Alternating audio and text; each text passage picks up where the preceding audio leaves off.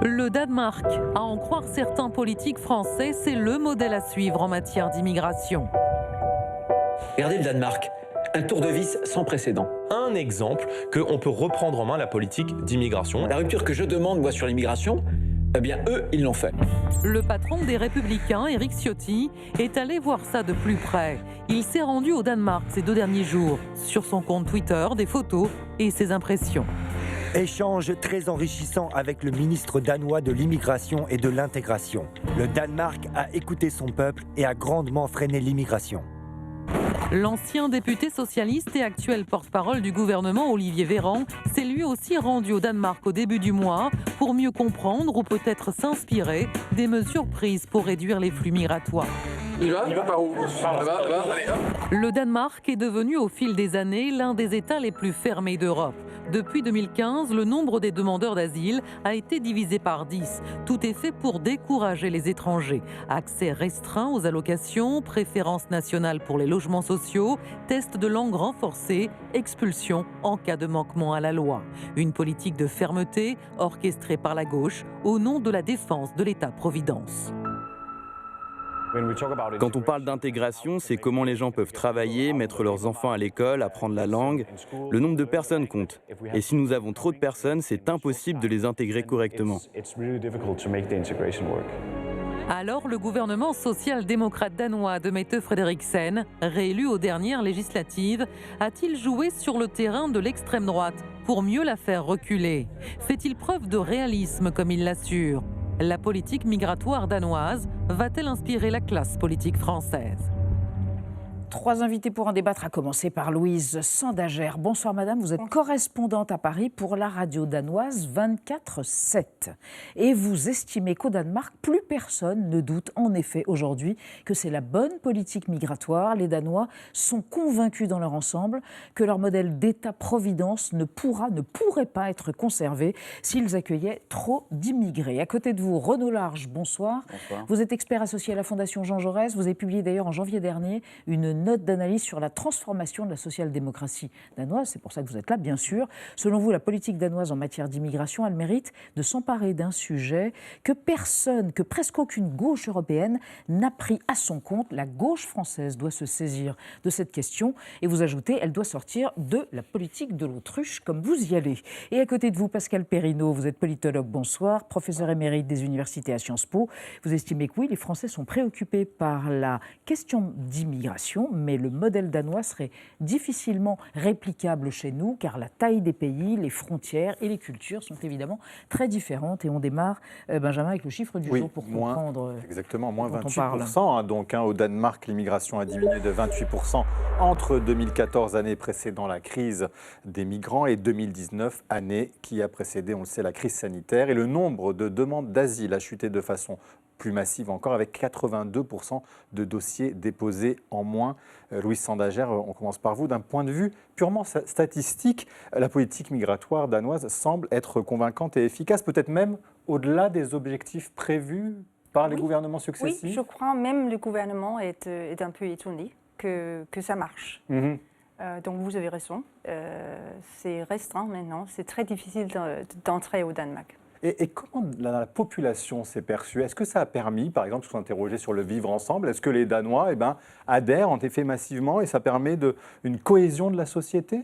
Aujourd'hui, oui, mais ça a duré du temps. C'est-à-dire que c'est venu petit à petit. Au début, il y a 15 ans, quand on a commencé à serrer, il y avait des Danois qui disaient qu'ils avaient honte d'être Danois parce que c'était tellement dur. Mais au fur et à mesure que c'était plus seulement l'extrême droite, mais maintenant aussi les conservateurs et au fur et à mesure aussi les social-démocrates. Même les socialistes à gauche des social-démocrates, eux aussi, ils adhèrent.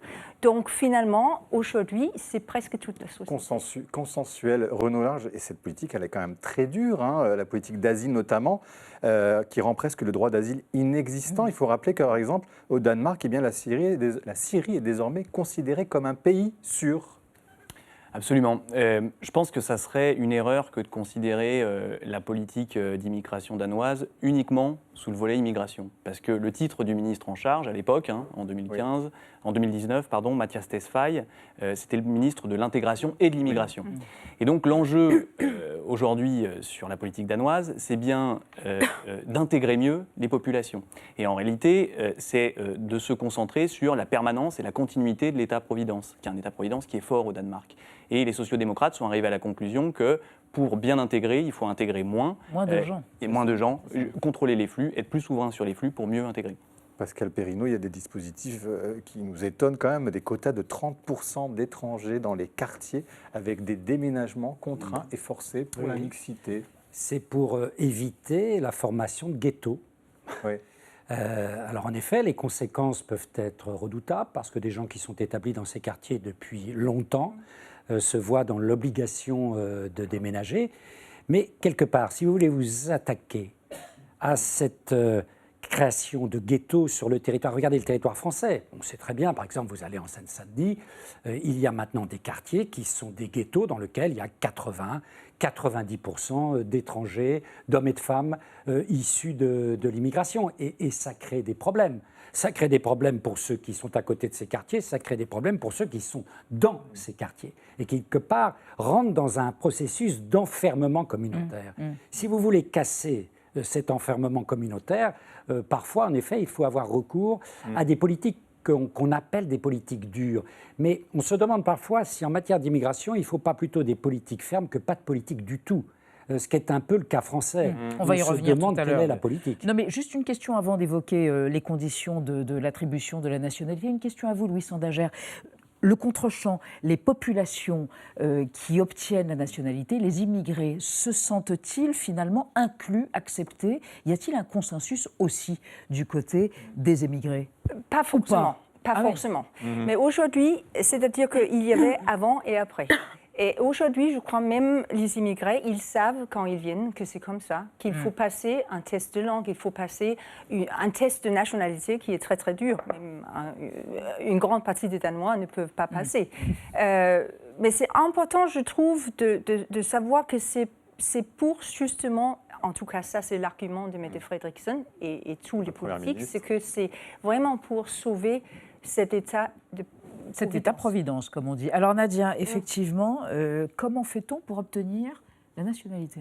C'est un véritable chemin de croix, pour dire les choses simplement. À la différence déjà des autres pays européens, la naturalisation au Danemark fait l'objet d'un projet de loi. Il est voté 2 fois par an au Parlement, ce qui signifie que les règles changent très régulièrement et surtout elles sont de plus en plus dures à chaque fois. D'abord, le droit du sol n'existe pas au Danemark. Un enfant né de parents étrangers, né danois, que s'il habitait le pays les 19 premières années de sa vie. Pour les étrangers, il faut résider au Danemark depuis 9 ans sans interruption, ne jamais avoir quitté le pays plus de 14 jours, sauf exception. Depuis 2021, une peine de prison ferme ou avec sursis empêche d'obtenir la nationalité danoise à vie, quels que soient les faits reprochés.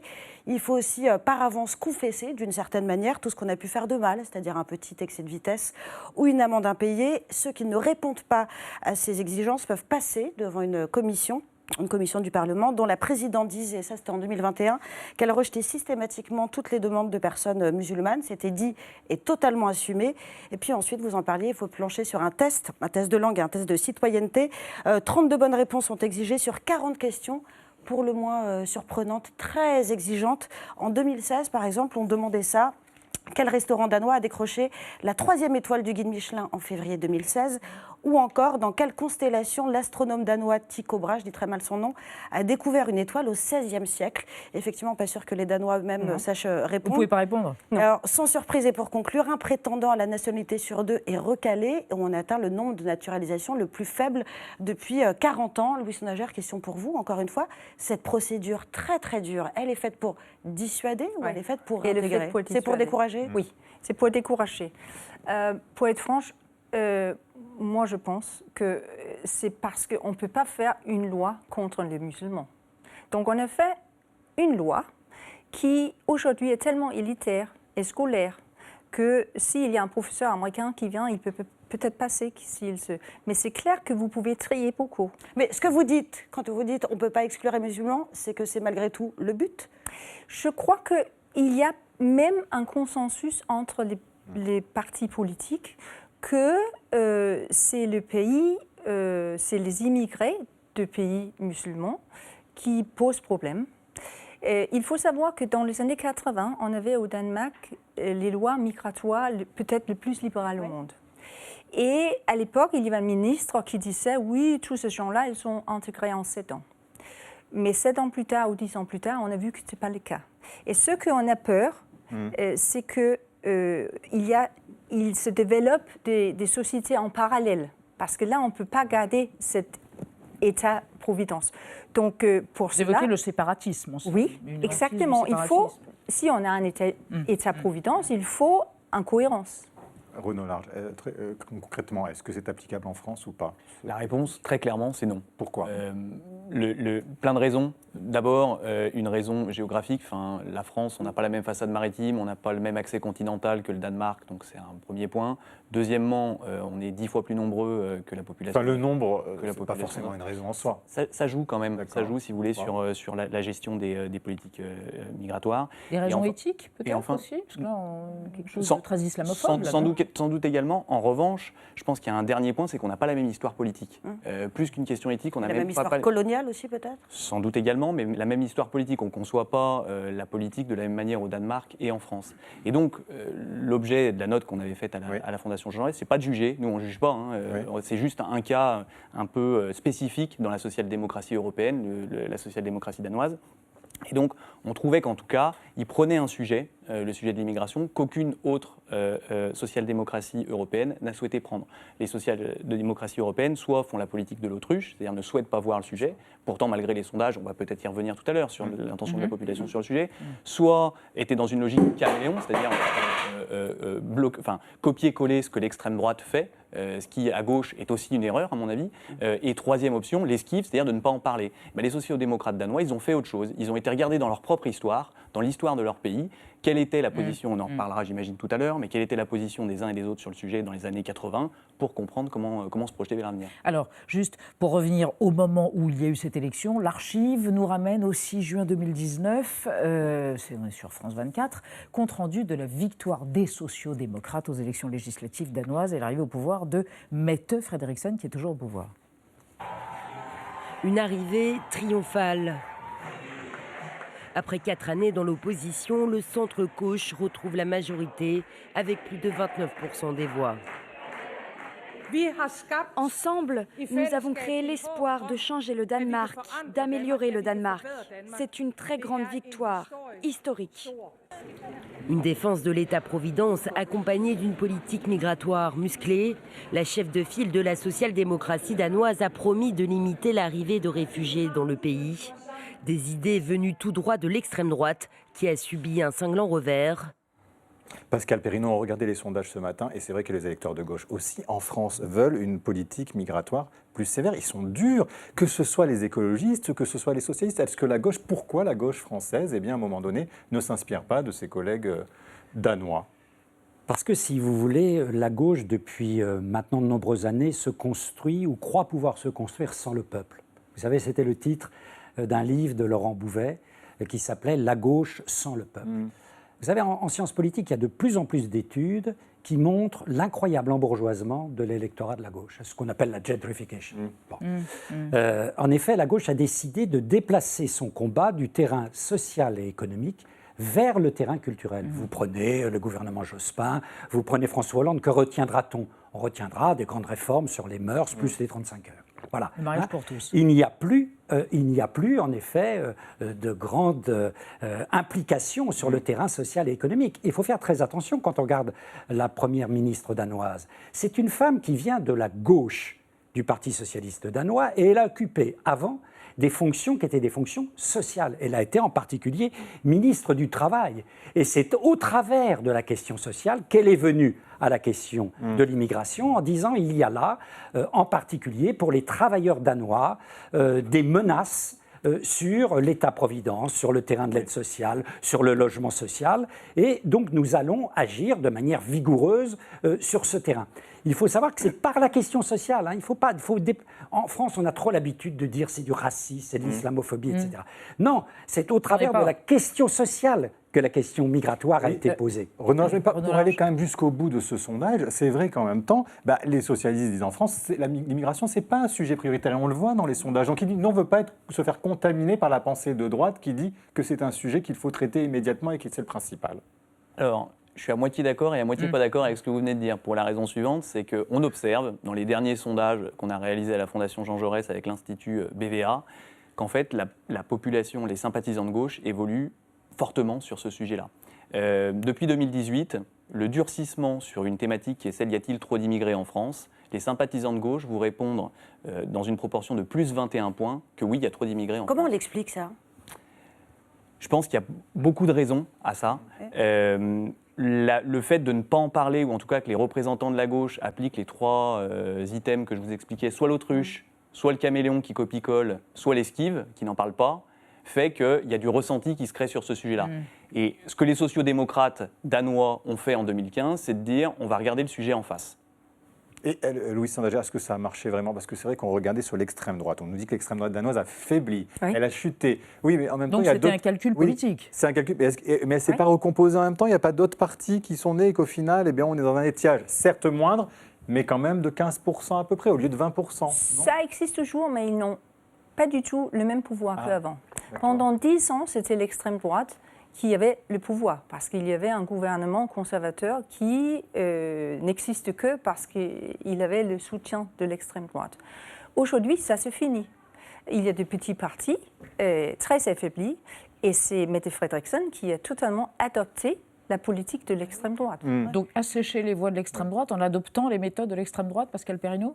Les méthodes. Vous le résumeriez comme ça? Non, c'est une dimension beaucoup plus sociale que ce que proposait l'extrême droite danoise en tant que telle. Le grand parti, c'était le Dansk Folkeparti, qui faisait plus de 20%, qui aujourd'hui est réduit à 2%. Si vous voulez, le problème. Pardon, mais quand on trie et qu'on ne veut pas de musulmans, pardonnez-moi, mais quand on trie et qu'on ne veut pas de musulmans, pour le coup, ce n'est pas une question sociale. C'est une question culturelle. Mais le problème est peut-être venu pour tel ou tel leader, je ne sais pas, sur le terrain de la confession musulmane. Mais le problème, je le répète, c'est au travers de la question sociale que la question migratoire a été posée par la social-démocratie, qui reste une social-démocratie. La social-démocratie s'est attachée à l'État-providence. Et on sait très bien que dans l'histoire de la social-démocratie, dans les périodes de crise, apparaît ce que d'ailleurs beaucoup de politologues du nord de l'Europe, on n'a pas vu ça en France, appellent le chauvinisme d'État-providence. Ils disent quand on est dans une situation de crise, eh bien oui, il faut réserver l'État-providence à ses nationaux. D'ailleurs, c'était un débat qui avait traversé le Front populaire en 1936. Mais c'est important aussi de dire que ce n'est pas Mette Frederiksen qui dit qu'il n'y a pas de musulmans, c'est moi qui analyse. Mais je suis sûre que c'est ça qui... L'arrière-pensée. Bien sûr. Pour aller dans le sens de ce que dit Pascal Perrineau, la mesure phare de la campagne de Mette Frederiksen en 2019, c'est la pré-retraite. C'est-à-dire pour les carrières pénibles, le départ de 38 000 personnes, sur un pays de 6 millions de personnes, à 61 ans à la retraite.